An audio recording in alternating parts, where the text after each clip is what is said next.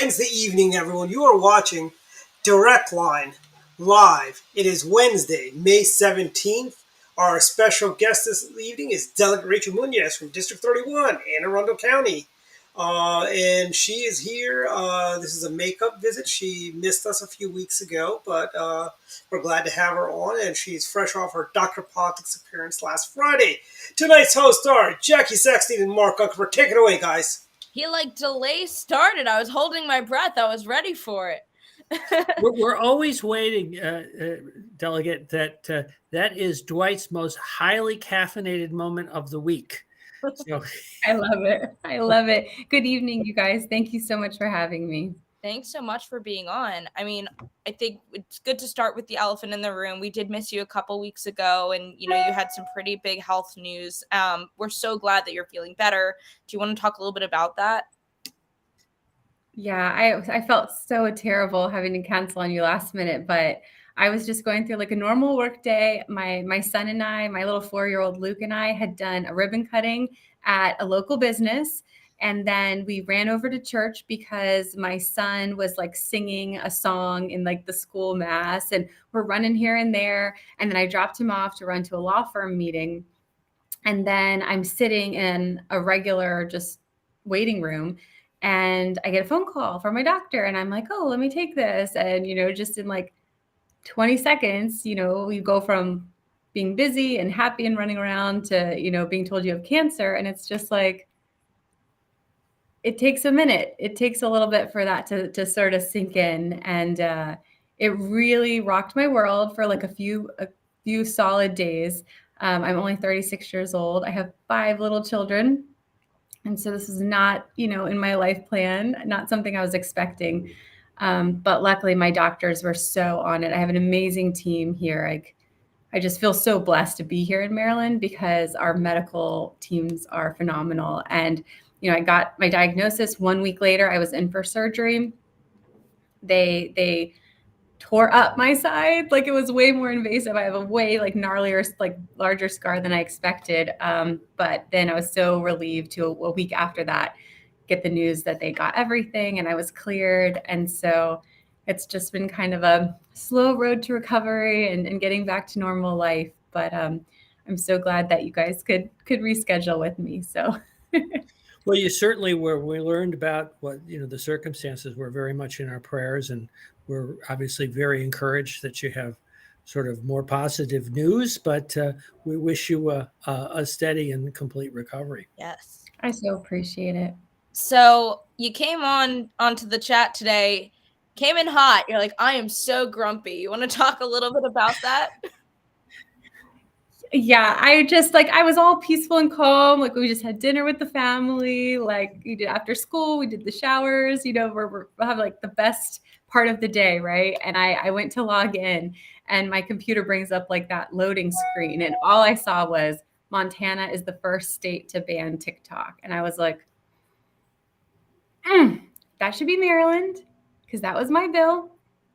And I'm convinced that the only reason it was not Maryland is because I'm a Republican and it was my bill and it wasn't a Democrat's bill. And Montana banned it for everyone. And my bill literally was just for state devices. Because as I explained in my testimony to both the House and the Senate, the devices that we use contain all this testimony, all this sensitive information. And that's why it kind of occurred to me, a lot of politicians and elected officials use social media a lot, right? Because that's how we can reach people. And I don't personally use TikTok, but it's not about that. It was just you don't want people's lives, their details, this very personal identifiable information on a device that, is also used by law enforcement and people all throughout government. I mean, think about the comptroller's office, finance, It's terrible. And so my bill actually got through the House HGO committee unanimously. I had so much support from the chair. She was wonderful. They passed it unanimously out of HGO, out of the entire House. And it was actually the first bill I've ever passed out of the House because, again, I'm a Republican. So we don't really get to pass bills very often unless they have to do with like hunting on Sundays or something. But yeah, it's sat in the Senate EE committee, and they just let it sit there because who cares about Delegate Muñoz and her concerns about TikTok? And so while we were saying, like while we're seeing all these lawsuits, Maryland's being flooded with lawsuits over SB1. That's how we're in the news. Montana gets to be the first state to ban TikTok, and they're bringing greater awareness to the country. And I was like, that was supposed to be us. Like we could have led that.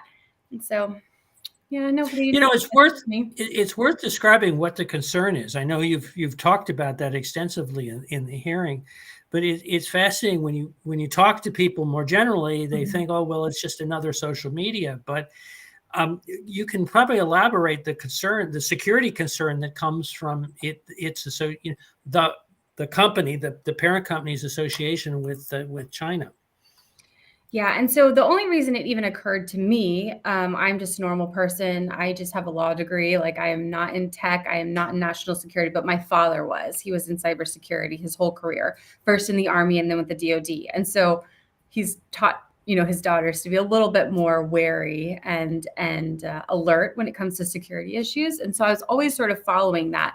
And it was great because in my testimony, I was able to have our former delegate, Reed Novotny, who's a great friend of mine, who I'm so excited to be going to his promotion ceremony in a couple of weeks. He's going to be promoted to a general, which we're all very proud of him. He's an absolute genius. And so I brought him in to really explain to everyone in detail what the issue was. And he took the time out of his incredibly busy and successful life to read all 50 pages of TikTok's user agreement. And so what he shared, right? Like literally no one does it. Like I'm an attorney. We are drilled in law school. You don't click a button. You don't sign anything without reading everything. I know zero lawyers who actually follow that. When it's like their own personal thing, they're like, scroll, accept. And so he explained that what TikTok does is TikTok is owned by this company, ByteDance, which is required by law to turn over any and all information to the Chinese Communist government upon request. It doesn't matter whose information it is. It doesn't matter if it's an individual or if it's in the aggregate. They're required by law with severe financial and criminal penalties to turn over anything they're asked for. And so in their user agreement, it says that if it's on your phone, for example, and I'm in my banking app and I'm putting all my passcodes in, everything, it records all of your keystrokes. Not when TikTok is open, not when you're using it, no matter what you're doing on your phone.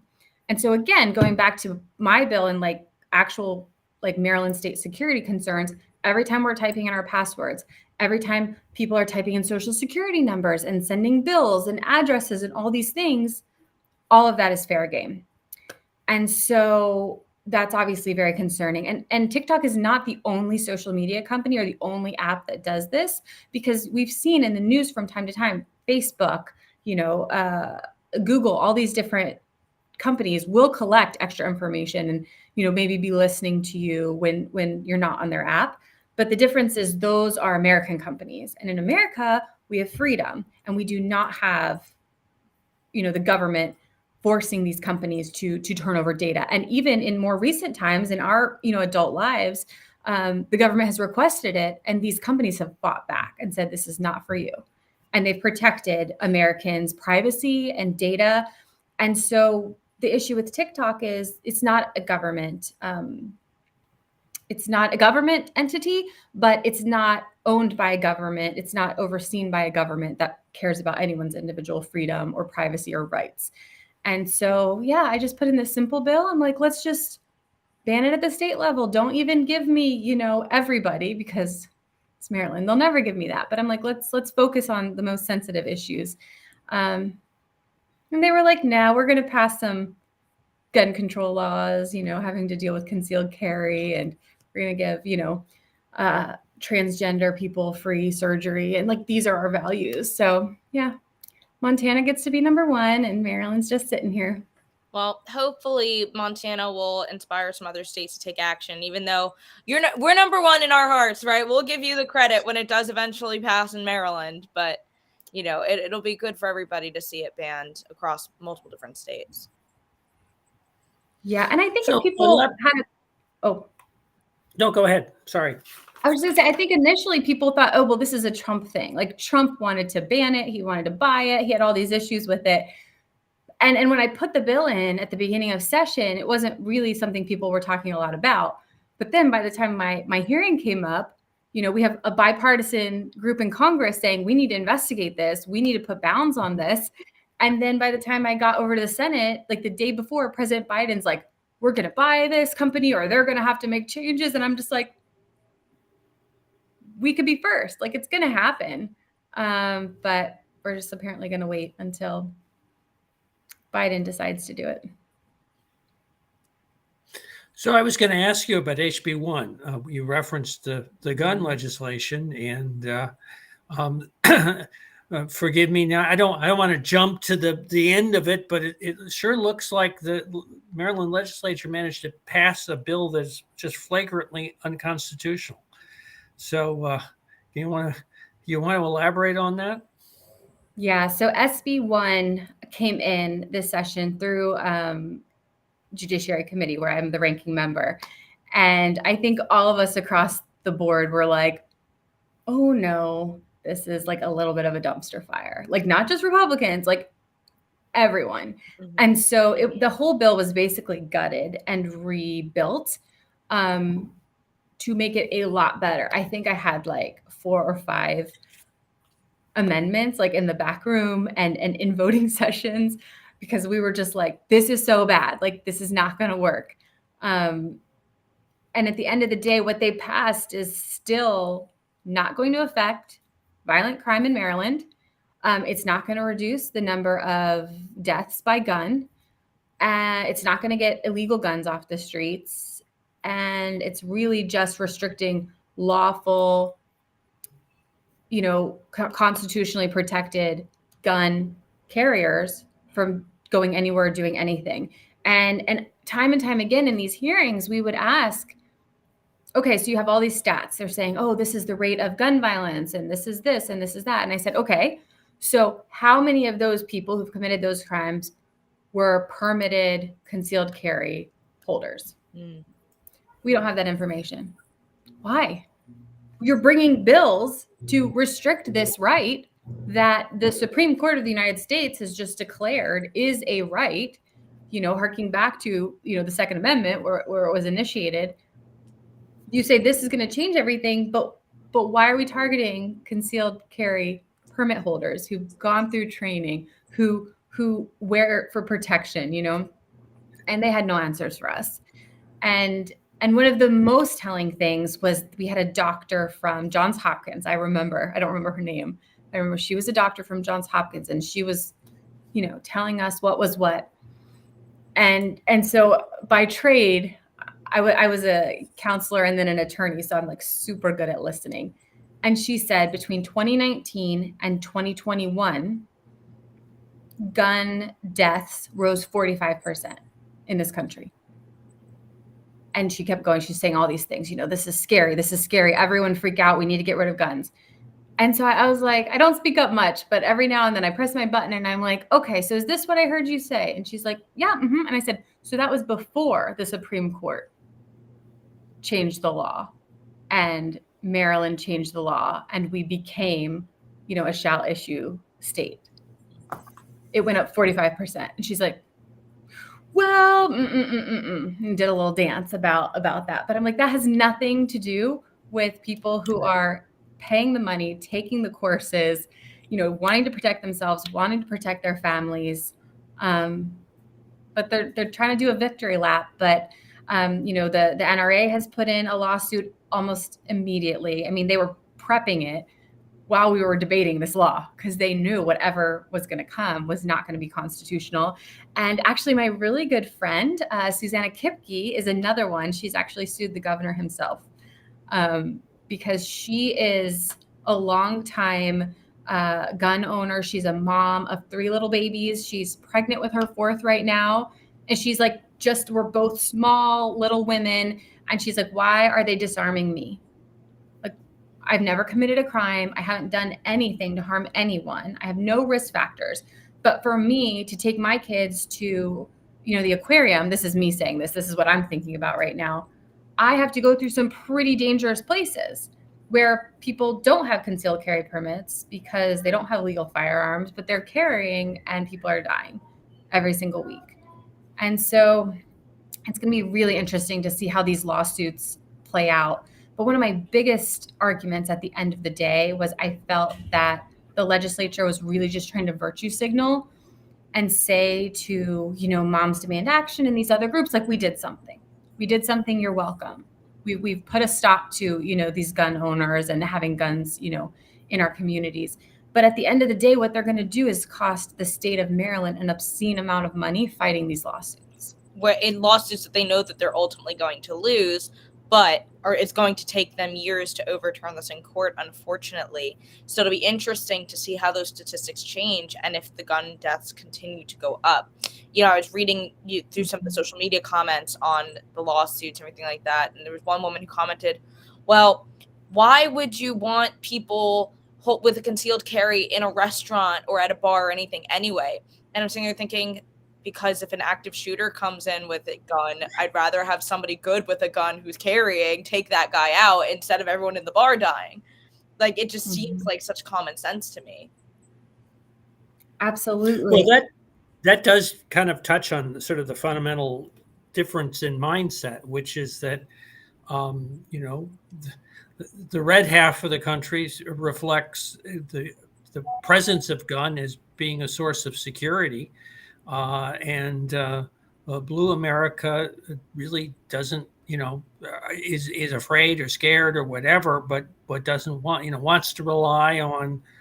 Well, I don't even know that they want to rely on law enforcement. I'm not sure who they want to rely on. They don't like law enforcement. They don't like law enforcement. They want to rely on someone, but I'm not sure to protect them. And it is a huge divide, isn't it? One of the questions I've never got, which is, Republicans, of course, have put up legislation year after year to make the theft of a firearm a felony. And obviously that's particularly aimed in high crime areas where, gun crimes, as we've described, is an issue. And being able to make that a felony would make it, be able to take people who stole guns off the street and what have you. And yet the resistance has been such that bill that has been part of the Republican crime package has gotten nowhere. It seems like just a huge disconnect between that and SB 1, which is supposedly trying to help reduce gun violence, but as we've talked about, has so many challenges associated with it. Yeah, and it's really interesting you bring that up because this year was my privilege to sponsor that bill.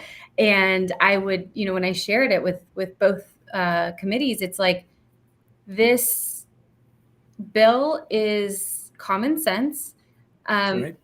This is something that's actually going to reduce violent crime, but this is not a new concept. Because I was not the first one to come up with this idea here in Maryland. I wasn't the first one to put it in. This was the 4th year in a row that the Gun Theft Felony Act was presented to the Maryland legislature. And they were not having it. And it was interesting because we had State's Attorney Ivan Bates up in Annapolis a lot this session.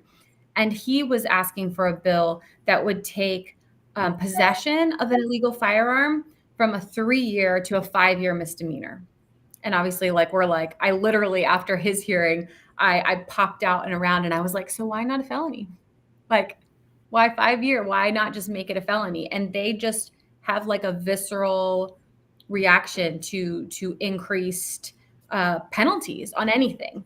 And all we have to look at to see the result of this is the crime in the state of Maryland. And going back to the red state and blue state, it's so interesting because one of our colleagues, another Republican delegate, used a map that another Democrat had used to explain, why they're right and we're wrong when it comes to, gun control, making a difference, about gun violence.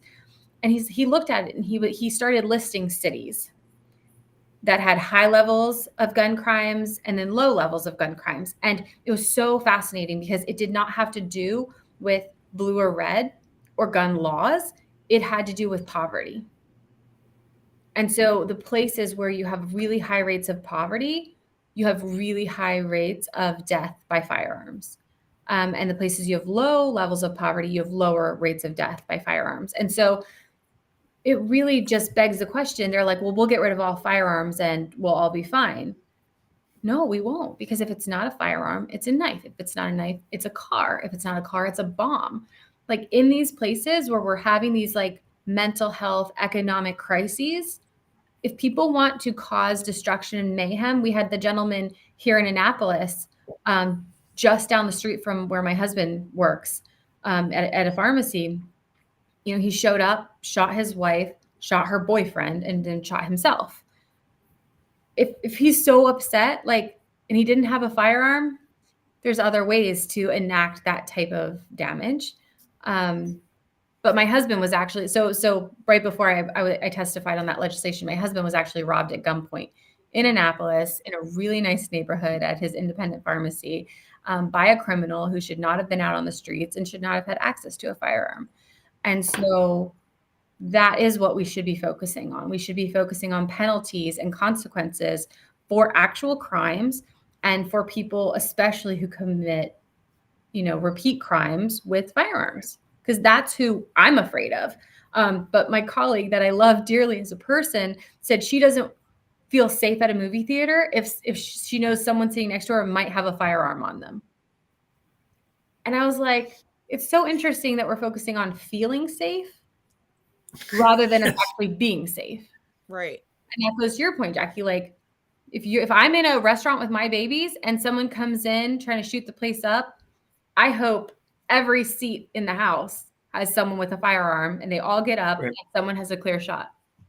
That would actually make me feel safe. And I feel like that's one of those things that, and hopefully nobody ever has to experience, although I'm sure it does happen, that you don't understand that feeling of safety of a good person with a gun until that person with a gun saves your life. And it's interesting what you brought up, that correlation between poverty and gun violence. And it's, it begs the question, which I guess goes back to economics, is how do we solve for that, right? If that's one way to truly prevent the violence from occurring. But, as Republicans, we know that the answer is not, well, let's just tax the crap out of everybody and then everyone's impoverished. Yeah. Yeah. Especially we talked about on Wednesday, like the high prices of food right now. I read a statistic, I think it was by Maryland Matters, 36% of Maryland children are currently experiencing hunger. So this is in the United States of America, one of the richest countries in the world. In Maryland, one of the wealthiest states in the country.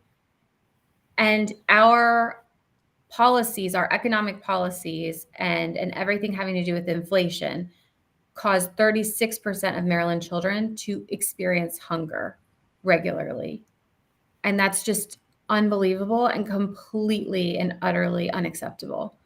And so, like you said, and that's the thing, people in Annapolis are like, oh, we want this program. We want this program. And I'm like, this is people's money.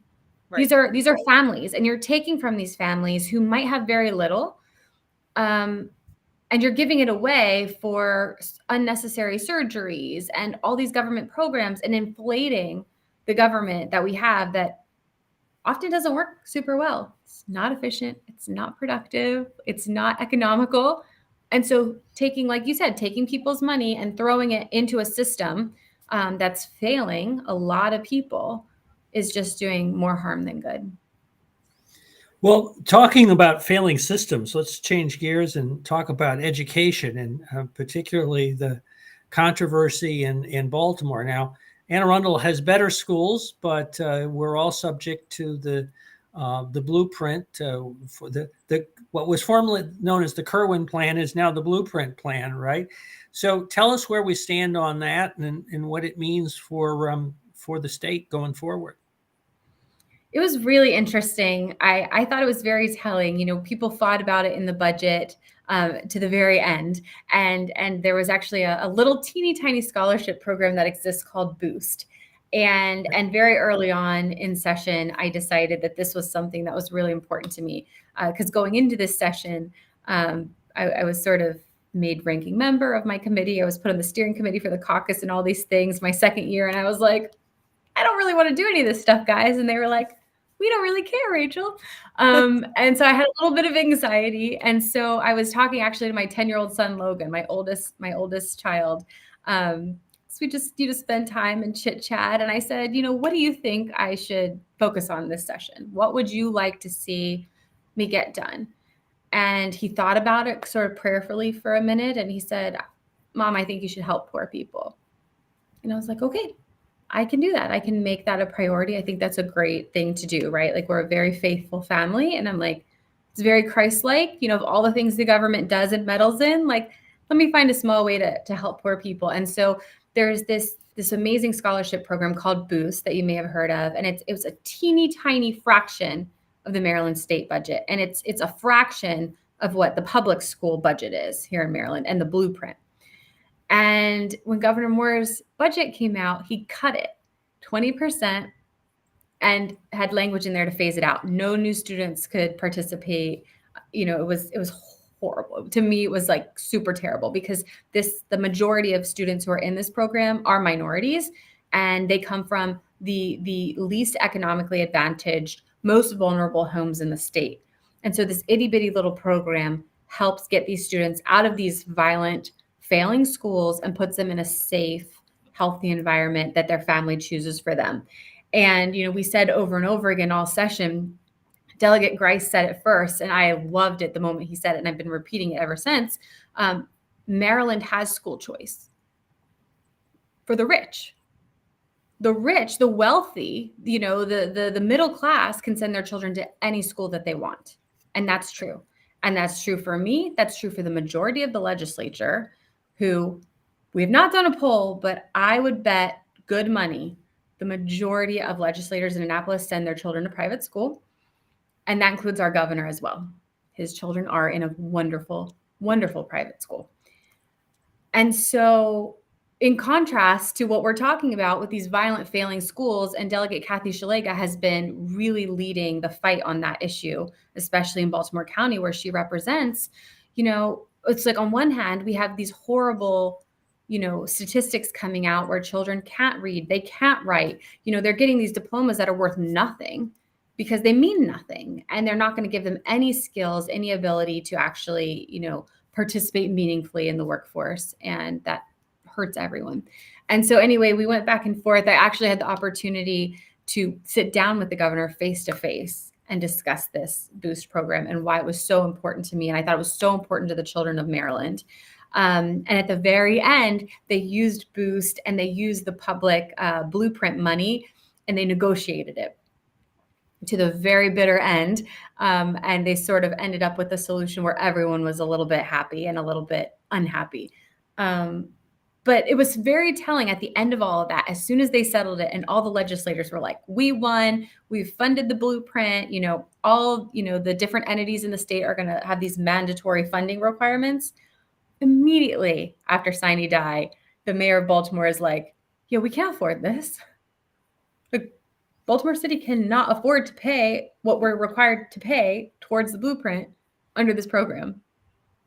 And it was just like, it's interesting because you put your finger on a point that's been in the works for quite some time. And yet there has been this, how shall I say, avoidance of it, which is that much of the funding requirements for Boost for the blueprint is not from the state. It's placed on the counties, the local jurisdictions who bear them. And so in Montgomery County, you've got the county executive who's proposed a 10% real estate tax increase.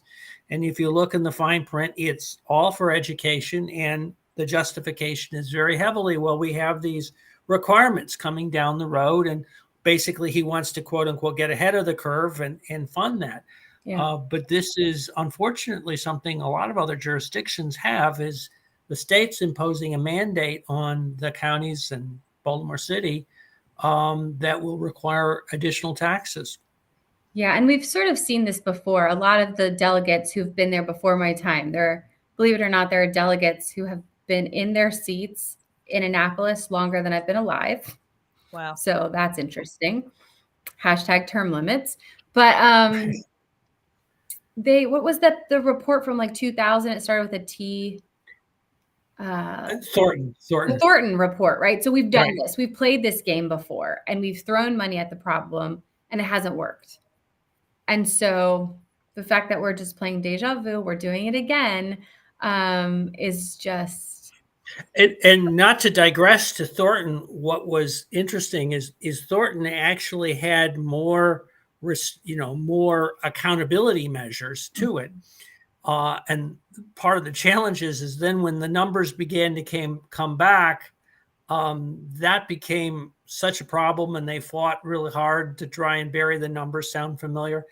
And so that when Kerwin came up, when the blueprint came up, they have far less in accountability associated with spending for that.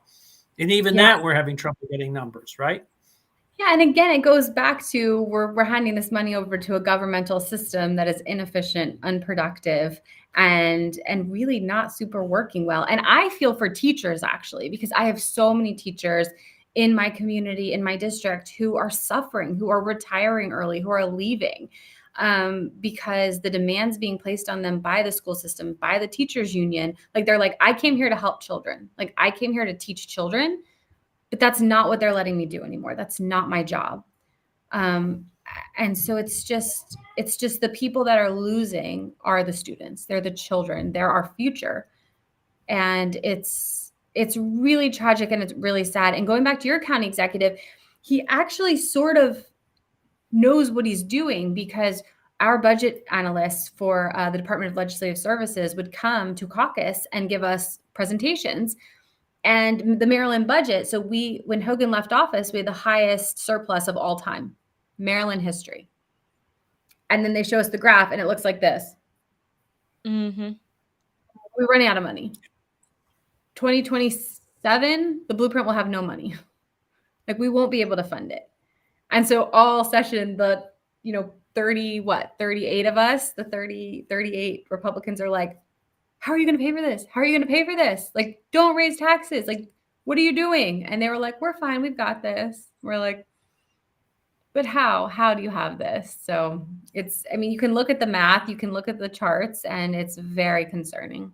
Yeah. And, one of the things I was going to ask you, which you did touch on a little bit, is have you actually sat down and had a conversation with Westmore about anything? And obviously you said you had it about education. And when you talk to him, what is that like? Because I've spoken to small business owners in the past who said that he's gone and come in and talked to them about raising the minimum wage to $15, and that they've literally said, like, this would kill our business. This is a horrible idea. And he goes, but yeah, I'm going to do it anyway. So what is your experience? See, that's interesting. I thought it was really kind of him, because so when I had an amendment on the floor, and Nick Kipke had an amendment on the floor for Boost that were very similar, and we backed each other up and we fought like tooth and nail. It felt a lot like last session. You get something that you're like super passionate about, and you're just like, come hell or high water, like if I could get this one tiny thing, I'll feel like I can leave this place for 9 months and like feel like I did something. And so he was such a great asset. And so on his bill, he was getting rid of the phase out language, I believe. And I was refunding it because they took $2 million.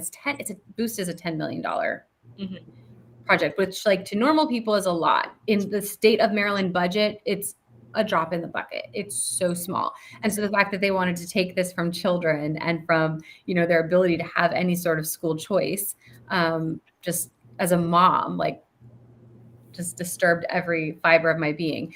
And so when I got up to present my speech, I was a little bit bold, and I said, this is for all the members of this body. This is for Madam Speaker, our Senate President, as well as the governor and lieutenant governor. And I quoted his inaugural address, and I talked about his book. And I kind of spoke directly to him because this was his budget. This came from the top, and I kind of felt that we needed to work there, because my Democrat colleagues, as much as I love some of them and they're so lovely, all they have to do is see how the speaker votes and just do the exact same thing. Like, they don't have to do all the work that we have to do to read every bill and pray about it and check our conscience and, ask our colleagues who have been there a little bit longer than us, about the history and stuff. Like, they literally just press the button how they're supposed to. And so I did that. So I talked about how he said Maryland can be different. Maryland can be bold. And we've been given a false choice, and I had a lot of fun. I had a lot of fun doing that. And so then after that, he shot me a text message and we were able to get together, and he invited me to his office. And I may have been the only Republican that I'm aware of who had that sort of FaceTime with him. But in that moment, like, he seemed genuine. And like, going to what you're saying with the small business owners, he didn't just acquiesce to everything I said. He pushed back, and we had a very serious dialogue. And he kind of shared with me some of his understanding and, the advisors and people, what they thought, why this was going to be good for the public school to take these children who were, in these private schools, put them back in public schools to, like, rising tides raise all boats or whatever. Mm-hmm.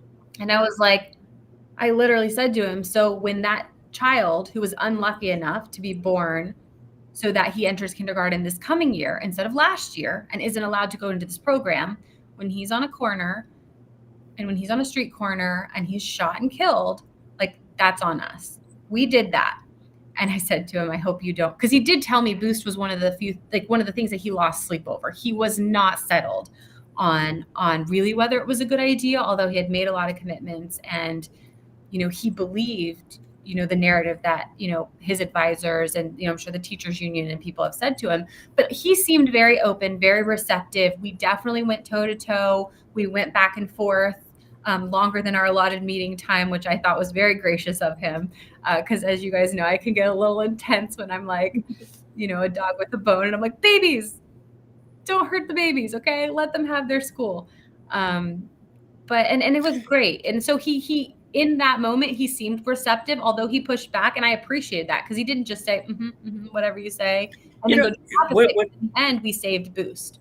So what's fascinating about it is looking at his own career as CEO of the Robin Hood Foundation. I mean, one of the major activities of the foundation up in New York was providing charter schools with alternative education. Mm-hmm. So it's sort of hard on one hand to have had this career that involved that. On the other hand, to basically go after Boost, which, as you described, is literally like I think I did the math. I think like 0.1% of roughly the $8 billion that the state provides for education. So there was always struck me as a bit of a disconnect of, and also if you read his book, which I think you referenced to, he talks about how fortunate he was to have what was a very expensive education, far many more times and more expensive, but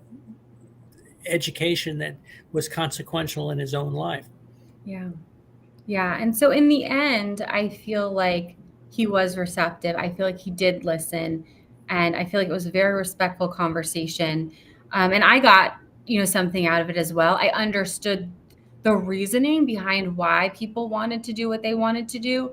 But obviously I still think we were right. But really the Senate president, was a huge advocate for Boost. I think he's probably the biggest one who moved the needle.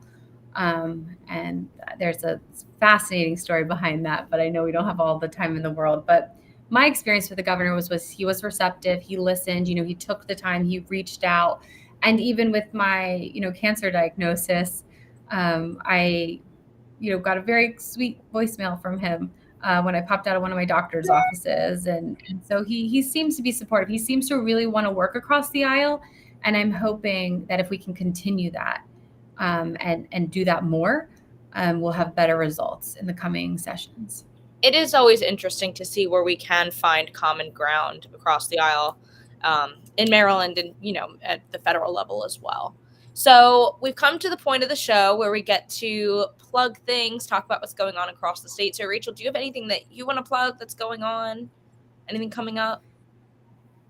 No, I don't. I kind of put everything on hold, honestly. Like I was supposed to have a fundraiser this spring, and with my diagnosis, it felt like I got out of session. I sort of I never slowed down. I kept going. I got my diagnosis, and then everything just stopped. And so I'm really just looking forward to attending our local graduation ceremonies for our community college and our high schools, and then coming around and visiting people for their Lincoln Reagan Day dinners and the Red, White, and Blue dinner I'm very excited about. But yeah, I'll just be a guest. I'm not going to be a host this season, but I'm excited to support the party because we have a heavy lift ahead of us. But I feel positive. I feel like Maryland is not a lost cause, and we can absolutely make a difference. What I'm hearing here is Delegate Muñoz is looking for some fun events to go to. So help fill out the social calendar. Buy this woman a drink. Buy her if you get a ticket, buy an extra ticket and invite. Yeah, you could just send me some money on Anadot or something so I could keep the lights on. But other than that, I'm just so excited to support the party. So. Awesome. And, she did mention Red, White, and Blue. That is on June 17th. You can buy tickets on the state party's website. We're looking forward to hosting Governor Kristi Noem. Let's see what other events. Or you can join us at the Montgomery County Republican Club table. Yes. And if you do that, you can basically buy it through us, and then we package it all and make sure you sit at the table. Yes. And we're actually getting a number of people, thanks, I think, to the show and to the newsletter, getting people across the state who are outside Montgomery County, let's put it that way, joining us at our tables. We're now plural. So we're looking forward to that.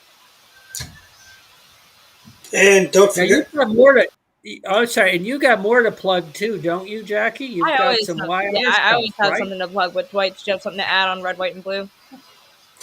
Yeah, it's not ready queued up. God is jumping in. Our executive. Yeah, I was saying, don't forget to tune in to Direct Line on next week, but definitely tune in May 31st. We've got the Chesapeake Fab 4. And that's Governor Allen, Susan Allen, First Lady, Governor Ehrlich, and First Lady Kendall Ehrlich. Awesome. Those are always fun shows, and people have been asking about bringing that show back, and we've got it. Awesome. Other plugs. Dwight had it going across the screen for most of the show. Garrett County is hosting Vivek Ramaswamy for their Lincoln Day dinner on Monday, June 5th. It's worth the drive, I promise you, not just for the speaker, but also for the apple pie. And Mark loves a good Lincoln dinner dessert. Is it going to be a la mode? I like to put it up. Yes, it's usually a la mode. Good. And I will say, when the governor's on, it's a very different show.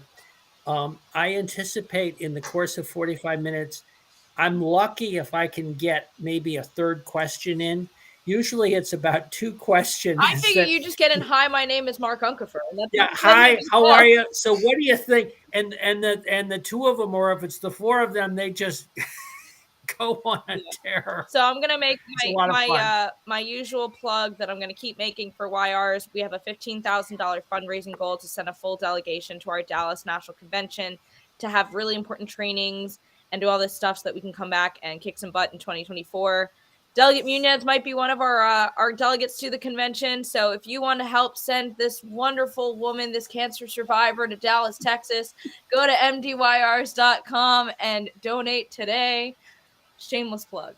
Well, and I really want to thank you, because you've been championing in the last session some really consequential legislation. Yes. And as challenging as it is to be in the minority, whether it's the TikTok or the work you did on Boost or the gun legislation that we talked about, these are really important initiatives that Republicans were involved in, and we really appreciate the fact that you were the one who took the lead on that. So thank you for that.